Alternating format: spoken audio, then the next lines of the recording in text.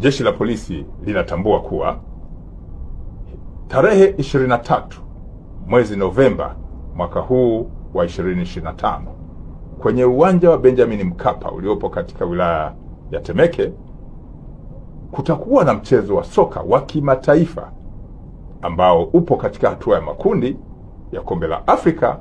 Mchezo huo ni kati ya timu ya soka ya Simba ya Dar es Salaam pamoja na ile ya Petro Atletico ya Angola. Mchezo huu unatarajiwa kufanyika majira ya saa 10 jioni katika uwanja ambao nimeutaja.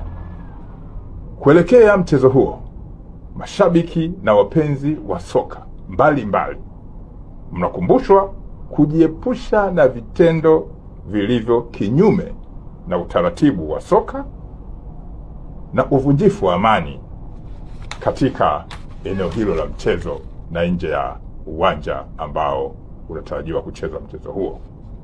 Polisi Dar es Salaam inawatakia mafanikio timu ya Simba ya Dar es Salaam ambayo inaliwakilisha taifa la Tanzania kwenye mchezo huo.